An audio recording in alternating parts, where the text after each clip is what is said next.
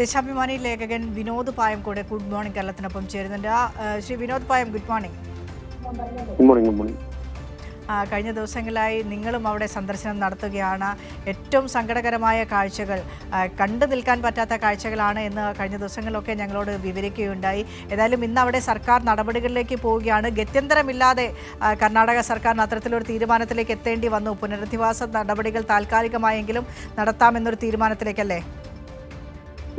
കർണാടക സർക്കാർ ഈ കേരള സർക്കാരിന്റെ അടക്കം സമ്മർദ്ദം വ്യാപകമായി സാമൂഹിക മാധ്യമങ്ങളിലും മറ്റും വിമർശനങ്ങൾ ഉയർന്ന സാഹചര്യത്തിൽ കോൺഗ്രസ് ഹൈക്കമാൻഡ് ഇടപെട്ടു എന്നൊക്കെയുള്ള വാർത്തകൾ വരുന്നുണ്ട്. അതിന്റെ അടിസ്ഥാനത്തിൽ പുനരധിവാസം ഉണ്ടാകുന്നതിന് പ്രഖ്യാപനം നടത്തി എന്നല്ലാതെ നിലവിൽ ഞാനിപ്പോൾ ഇന്ന് രാവിലെ അങ്ങോട്ട് പോയിട്ടില്ല, കുറച്ച് കഴിഞ്ഞ് അങ്ങോട്ട് പോകാൻ നിൽക്കുകയാണ്.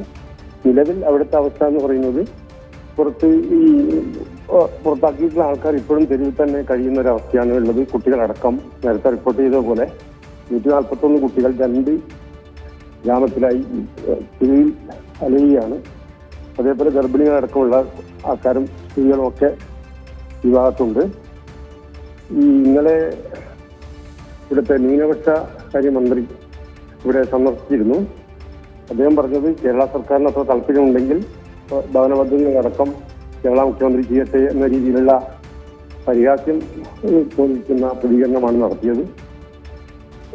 വ്യാപകമായിട്ടുള്ള വിമർശനം ഉയർന്ന സാഹചര്യത്തിൽ ഏതുതരം നടപടികൾ എടുക്കണം എന്നുള്ളത് കർണാടക സർക്കാർ ചർച്ച ചെയ്യുകയാണ്. പക്ഷെ അത് എത്രത്തോളം ഫലപ്രാപ്തിയിലെത്തും എന്നത് സംബന്ധിച്ചൊരു ധാരണ ഇനിയും ഉണ്ടായിട്ടില്ല. ഇവിടുത്തെ മാധ്യമങ്ങളോടൊക്കെ നമ്മൾ സംസാരിക്കുമ്പോൾ ഇത്തരത്തിലുള്ള ബുൾഡോസർ രാജ് ഇവിടെ പതിവാണ് എന്നും അത് സീരിയസ് ആയിട്ട് എടുക്കുന്ന ഒരു പ്രവണത ഇത്തരം മേഖലകളിൽ ബാംഗ്ലൂരിലൊന്നും ഇല്ല എന്നാണ് ഇവിടുത്തെ മാധ്യമ പ്രവർത്തകർ പ്രതികരിക്കുന്നത്. ഏതായാലും കഴിഞ്ഞ 9 ദിവസം പൂർത്തിയായ ഈ സാഹചര്യത്തിൽ നിർണായകമായിട്ടുള്ള ഒരു പ്രതികരണം വരുന്നത് ഈ 20-ാം തീയതി പ്രവർത്തനം നടന്ന സംഭവത്തിന് ശേഷം 9 ദിവസം കഴിഞ്ഞിട്ടാണ് നിർണായകമായിട്ടുള്ള ഒരു പ്രതികരണം വന്നിരിക്കുന്നത്.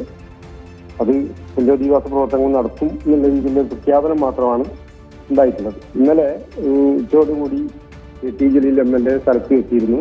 അദ്ദേഹം 2 കോളനിയിലെ എല്ലാ വീടുകളിലും കയറി ഇറങ്ങി എന്താണ് യാഥാർത്ഥ്യം എന്ന രീതിയിൽ കാര്യങ്ങൾ പരിശോധിച്ച് കാര്യങ്ങൾ ഇവിടുത്തെ ജനങ്ങളുമായി സംസാരിച്ച് മുന്നോട്ട് പോയിട്ടുണ്ട്.